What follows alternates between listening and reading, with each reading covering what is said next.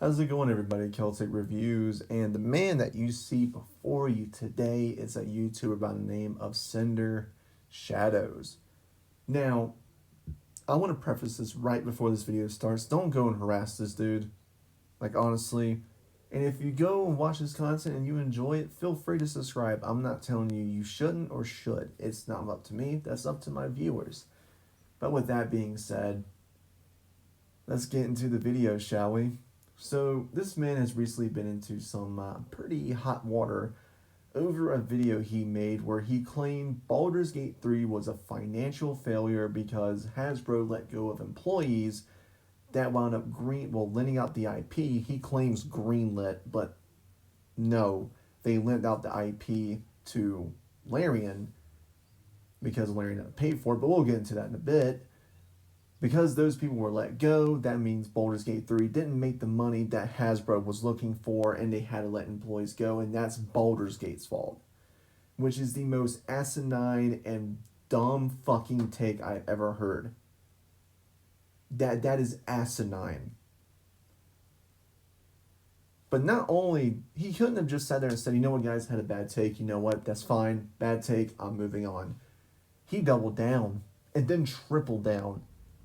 To the point he went on a live stream today and not only defend his points, but then went to show that he knows jack shit about the video game that he's currently even talking about. He couldn't even do the bare minimum of research about Baldur's Gate 3. So, with that being said, let's get into the main issue here, which is him claiming that this game was a financial failure. That is factually incorrect. I'm going to have to provide evidence here because I'm going to explain it to you, and it's going to be factual because this is how businesses work. So if you didn't know, Larian Studios is a kind of moderately sized game dev team. They made really great games, mostly known for Divinity Original Sin 2. But the thing about them is that they are not owned by a major corporation. They are mostly independent. They don't rely on big corporations to fund their projects since they are mostly a self-funded team. Either that or they go for Kickstarters, which is what they did for Divinity Original Sin. Now, the game before Baldur's Gate 3 was a game called Divinity Original Sin 2. And not only was that game a financial hit against its budget with CRPG fans, but it was also a major hit for RPG fans as a whole. So, with the money they made from that game, they immediately wanted to make a D&D game. Now, they've also said they've been wanting to make a D&D game long before Divinity Original Sin. But because of how well Divinity Original Sin 2 did and how well it was received, after trying countless times to get the D&D IP from Wizards of the Coast and Hasbro, after Divinity Original Sin 2 came out and it was a big hit, they wound up contacting Larian to make a D&D game, which turned out to be Baldur's Gate 3. Now, keep in mind, the devs have already came out and said that they were not funded by Hasbro nor Wizards of the Coast. In fact, they had to pay them a license fee to even use the D&D IP, the lore, and even the Baldur's Gate name. So they had to pay for that. Which means, according to your own argument, the failure of Hasbro had nothing to do with Baldur's Gate 3. Because they did not put any money towards the funding for the game. Because a lot of the funding came from Larian themselves. If you would have done an ounce of research, if you would have done any sort of fact checking, you would have known this. The letting go of employees happens all the time. Layoffs happen everywhere. Hell, the job I work at just had layoffs, and I work for a pretty successful retail chain. I'm not going to say the name of it because I don't know how your fans even react. I don't want them harassing any sort of stores. But let's just say I work for a multi-billion-dollar retail place. And guess what? Layoffs happen. So guess what that means? Layoffs are a common thing in the world.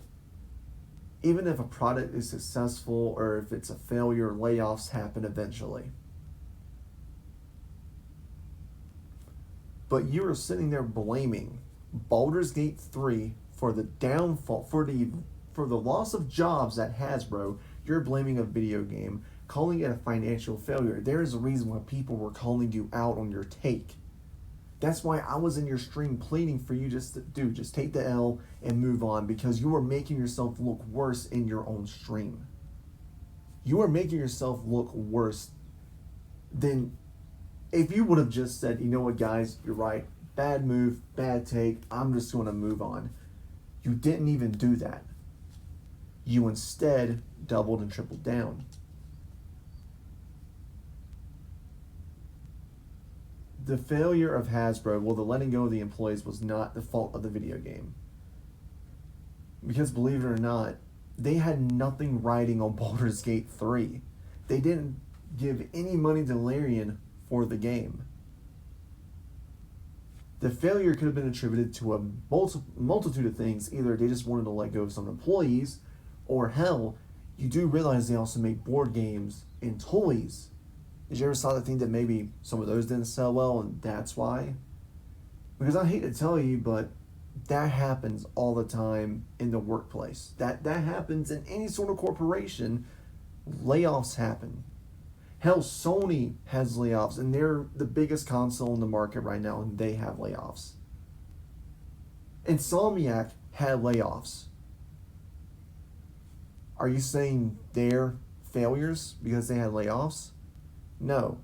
Your take was asinine, and you just need to take the L and move on. But that's not where you stopped. Because see, in your stream, you said something particularly interesting.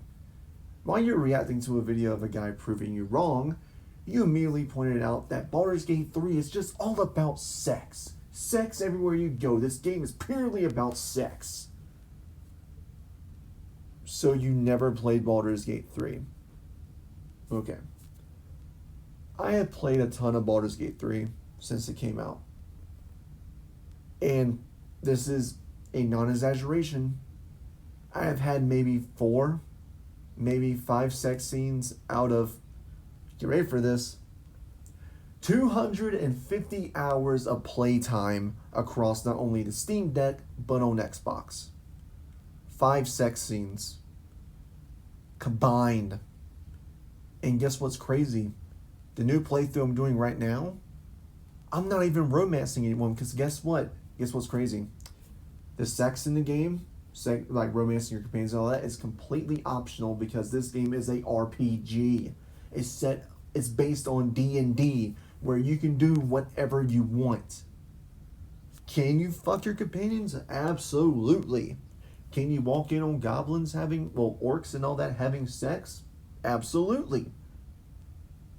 That's the thing. Those things are optional. That little cutscene that the dude showed in this video was a optional battle that you could have. Hell, you don't even have to fight them. You can let them go on their way if they choose to. They literally can walk away. But you don't even have to trigger that cutscene. If you would have done any ounce of research, you would have known that. But no, you like to jump to assumptions about Baldur's Gate 3 when you know nothing about the game as a whole.